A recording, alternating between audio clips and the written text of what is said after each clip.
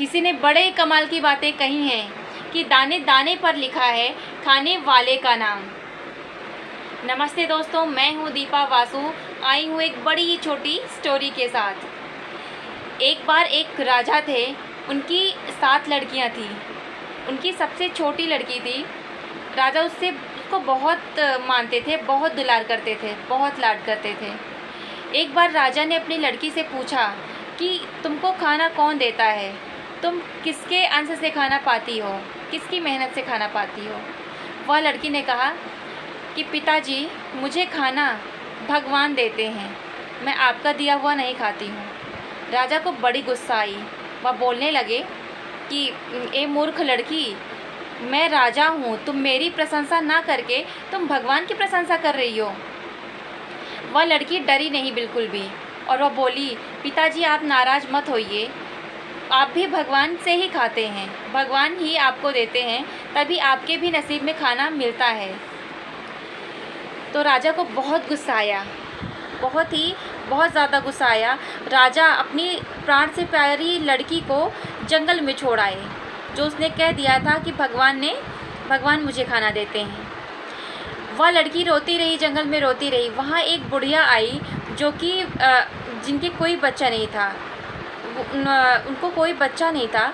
वह बुढ़िया देख नहीं पाई उस लड़की को, और उस लड़की को लेकर अपने घर पे गई। और वह बुढ़िया बहुत ही पैसे वाली थी, बहुत ही अमीर घराने की थी। वह बुढ़िया ले गई, उसके कोई बच्चे नहीं थे, कोई भी बच्चे नहीं थे। वो बुढ़िया उस लड़की को ले गई और अपनी सारी धन संपत्ति उस लड़की के नाम कर।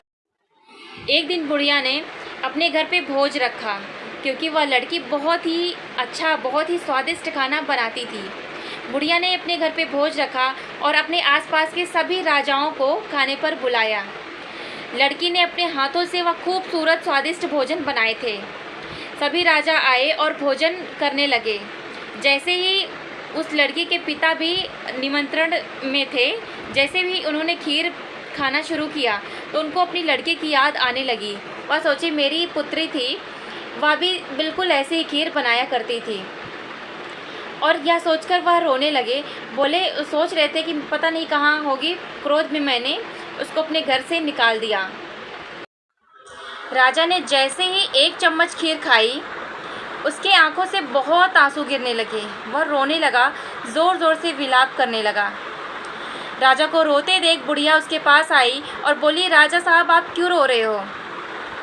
राजा ने बताया कि माताजी, मेरी एक बहुत ही लाडली पुत्री थी, जिसने मेरा गुणगान नहीं किया, उसने भगवान का गुणगान किया, इसके लिए मैंने उसको अपने घर से बाहर निकाल दिया था। वह मेरी लाडली बेटी इतना स्वादिष्ट भोजन पकाती थी, और यह खीर खाकर मुझे अपनी बेटी की याद आ गई। बुढ़िया ने कहा, राजा साहब आपने बहुत गलत किया, लेकिन मैं आपको माफ़ करती हूँ, क्योंकि वह आपकी बेटी जिसके लिए आप रो रहे हैं, वह आपकी बेटी मेरे पास है। फिर बुढ़िया ने बड़ा दिल करके राजा को उसकी बेटी से मिलाया, और फिर कहानी समाप्त होती है। इससे यह सीख मिलती है कि अपना घमंड ज़्यादा नहीं करना चाहिए, गुरूर ज़्यादा नहीं करना चाहिए। सब भगवान का ही दिया हुआ है। कोई कुछ लेके नहीं जाएगा, कोई कुछ लेके नहीं आया था। सब खाली हाथ आए थे और खाली हाथ जाएंगे।